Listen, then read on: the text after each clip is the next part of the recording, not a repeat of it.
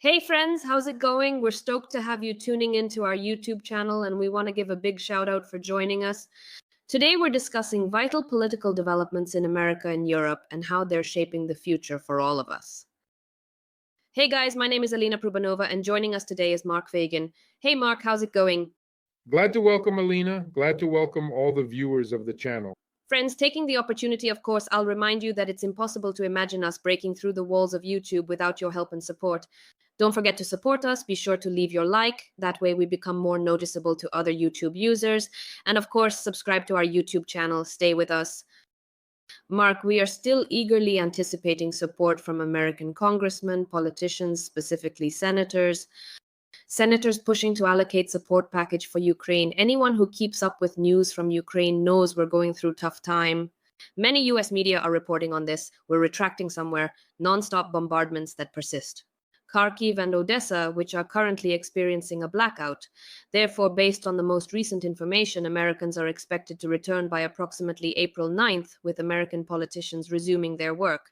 Specifically, we are referring to the statements made by House Speaker Mike Johnson, who is adamant that the voting process will commence.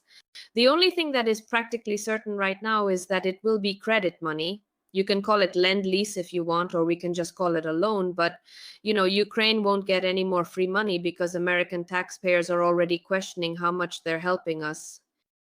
Let's do it in this manner. Do we truly receive a significant amount of assistance? And the second portion, is it worthwhile to be critical of the fact that this time it is a loan? Well, let's start with the last one, because it is known that the majority in the U.S. House of Representatives are Republicans.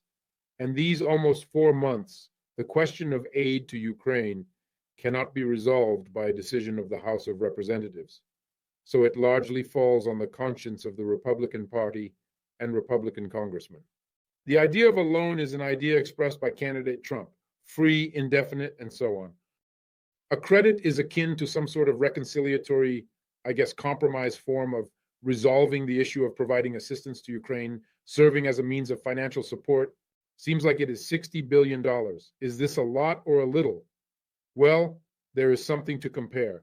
We have observed the amount of funds that the American government, Congress, allocates for similar programs to other allies who are not currently engaged in a war. This is the first thesis. The fact that this is not free assistance but a loan is deceit. Because Ukraine, in its current state, can't pay back these loans, neither now nor tomorrow nor the day after tomorrow. And I don't believe that American congressmen don't understand this. They totally get it. Ukraine, which is in a war, is suffering from the war and its great losses. Economic and other, probably in the coming years, and even not anytime in the near future, will be able to repay these loans.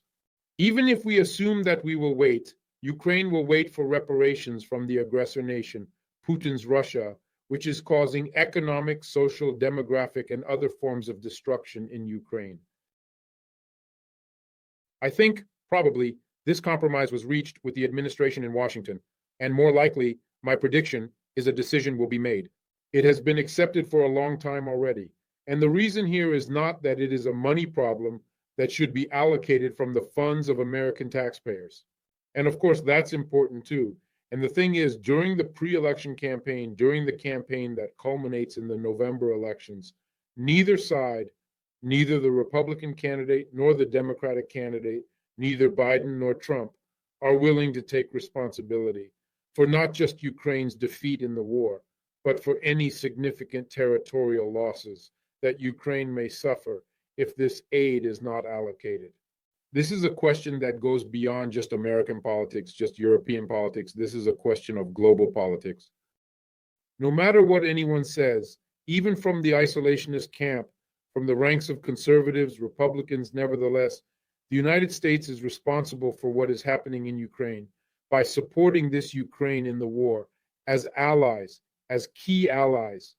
Ukraine will lose, the United States will lose. The candidate who will lose, at least in this matter, is the one who will not be a follower, who will not be able to declare their position of unconditional support for Kiev. So, who will be held accountable for Ukraine's defeat or the potential loss of its territory in this situation? Whether it's regarding Trump or Biden, I am of the opinion that this compromise effectively satisfies both sides, specifically the Republicans, who were unwilling to give away $60 billion without cost, while ensuring that Ukraine receives the necessary funds, with a majority of these funds being allocated to the American military-industrial complex. And, well, they won't leave the U.S. economy, you know. But Republicans won't be blamed either, and in the end, Trump himself and his inner circle with different views on the war in Ukraine, Russia, Putin, and so on. There won't be this reproach either, that because of them, precisely because of their positions, Ukraine lost Kharkiv, for example, if such a thing happens, or some other major city due to a shortage of ammunition and so on. Trickery also lies in the fact that there are actually means to highlight Ukraine within America, and these means are provided by Russia itself. Frozen assets discussed in prior broadcasts. $300 billion, official figure from US authorities, previously mentioned in our earlier transmission. Why hasn't the issue of not only arrest, not only freezing, but also transferring these assets to Ukraine, including payment for the war, been resolved in over 2 years? For payment of supplies, military supplies to Ukraine, weapons, ammunition, and so on? Why has this question not been resolved? Does this question truly require asking American taxpayers for their input on it? Are those their funds? No, it's not their money. This is about the US authorities making a strong decision. Well, no consensus, of course. Republicans should also play a role in this. They have the majority in the House of Representatives, it's obvious.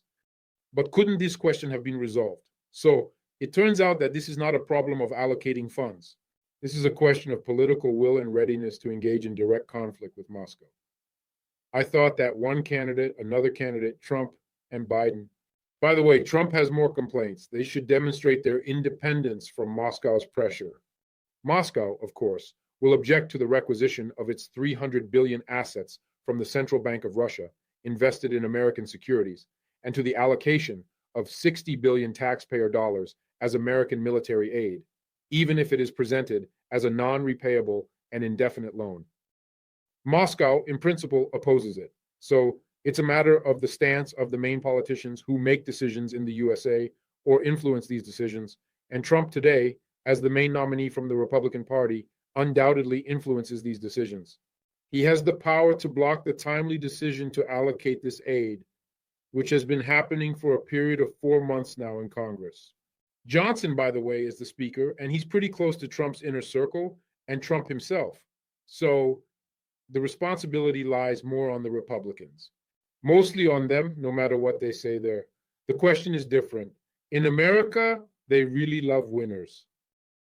They don't like losers. You got to help the strong ones. Such a Nietzschean principle. His Nietzsche inspired, and in America, it always enjoyed great support. What's the point of investing in a loser who lost? And at some point, Ukraine started to be seen as a country that couldn't fulfill all the opportunities that were given to it in 2023 because of the failure of the counteroffensive. But the analysis of what is happening in Ukraine today, what is happening during 2023, starting from summer and until autumn, in connection with the counteroffensive of the armed forces of Ukraine, shows that the main problems, despite the mistakes of the command of the armed forces of Ukraine, the main problem was the lack of necessary resources provided by the ally before the US.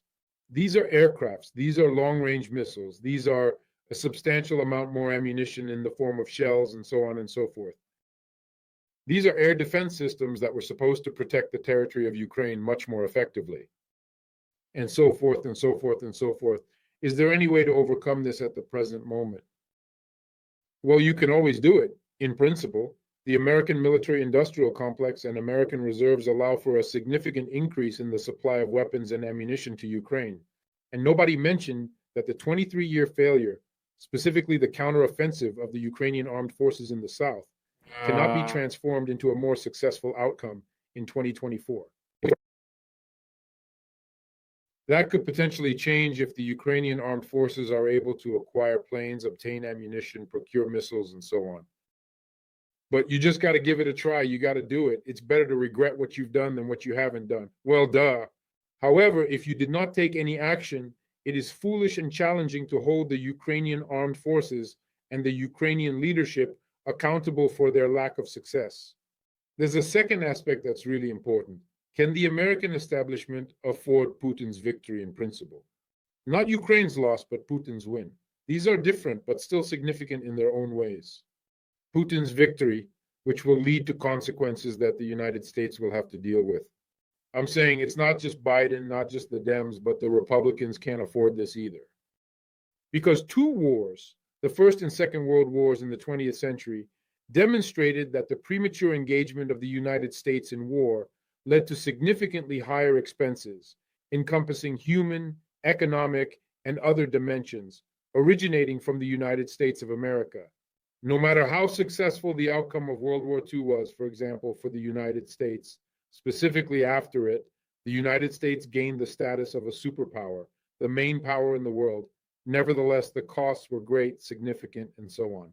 So, considering all factors, including the events that occurred in the 20th century, it is advisable for America to refrain from allowing the aggressor to significantly enhance their reserves, resources, and capabilities. If Russia wins Ukraine, if Ukraine is surrendered to the aggressor, then dealing with these problems will require much greater effort and the application of much greater resources from the United States. Here's my viewpoint. I really resonate with your philosophy when you talk about how our partners, one way or another, will also be responsible for, God forbid, the worst events, and of course also for the good ones. The only thing I wouldn't call the USA allies, I'm sure they would correct me. Ally, someone who fights alongside you, that's why I always call them partners. And for the Republicans, there is an interesting trap here because, on one hand, they really torpedo this issue that it is too much aid for Ukraine. They need to close this loophole a little bit. At the same time, when Trump talks about his formula for ending the war, he says, well, look, I'll tell Putin to back off, stop, so to speak, and I'll offer Ukraine something similar. If Ukraine doesn't want to negotiate, we'll shut down absolutely everything, and if Putin doesn't want to, then we'll give Ukraine even more. Sorry, but it seems you're being deceived now, and they're saying your taxes go to Ukraine, and they'll also increase even more.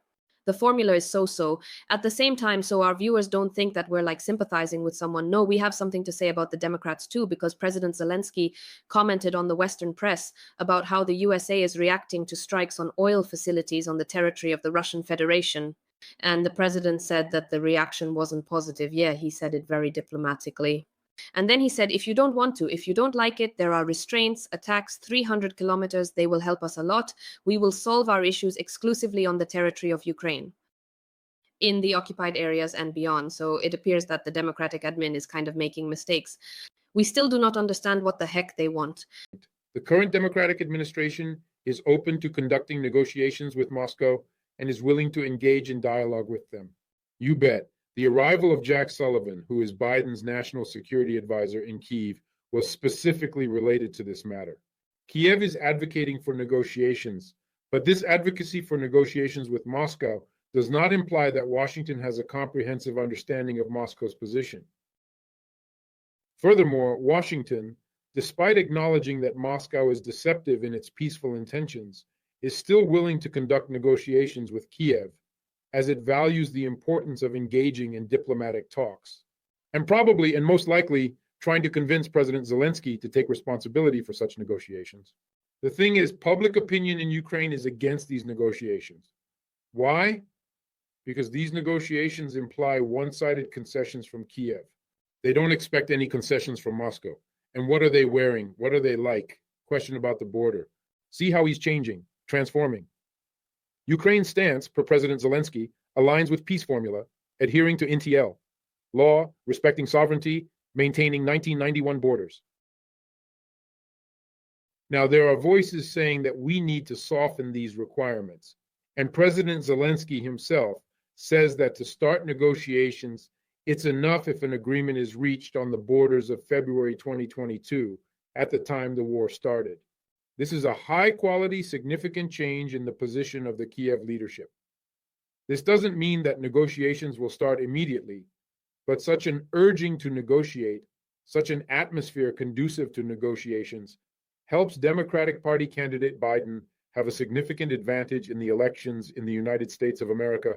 He is demonstrating his potential voters that the conflict is approaching its conclusion, and consequently, Ukraine will preserve its sovereignty, even in the event that he assumes Not absolute. And even if there are territorial costs, territorial losses, the costs and losses are not absolute. With the preservation of this sovereignty, albeit not fully. Moscow is demanding demilitarization, meaning stopping the supply of weapons, and even more so, it demands that these weapons be returned to the countries that supplied them, reducing the Ukrainian army. And this essentially, if accepted as a negotiating position, will inevitably lead to a new war. For one simple reason, because Putin and Moscow Kremlin, through him, have no intention of settling for 20 or 25% of Ukraine's territory and demands for the rest of Ukraine controlled by Kiev, such as demilitarization, not joining NATO, not joining the EU, and so on. Moscow wants it all. And for sure, the Biden administration understands this, but they continue to exploit the topic of peaceful negotiations. Yes, she doesn't do it publicly. We haven't heard any official statements about Washington pressuring, Kiev pressuring President Zelensky to start these negotiations. But we understand how this process goes. Unofficially, he's handling it in a way that Kiev takes on this responsibility independently due to a shortage of arms supplies and difficulties on the front line, and the situation on the front line is tough. I just got back from the front, could see it all in the Donetsk region, I gotta say. The reserve of capabilities of the Ukrainian army and Ukrainian society, it basically exhausts. Basically, that covers it. But we're discussing military potential, not spirit, moral attitude, or readiness to fight. We're talking about the fact that in order to support all of this properly, intensive deliveries of weapons, intensive deliveries of ammunition, and political and financial support for Ukraine are needed. We see that there are problems with a shortage of ammunition, problems with new types of weapons, the same airplanes and long-range missiles. We see problems with political support. Why? Because the United States is demonstrating a somewhat distant behavior towards Ukraine. It's not like it was in 2022. It's different, of course. This is dictated by the situation in the elections in the United States of America, but that's how it is. Next, financial support. Ukraine is having massive problems with the economy. This is the economy of a warring state.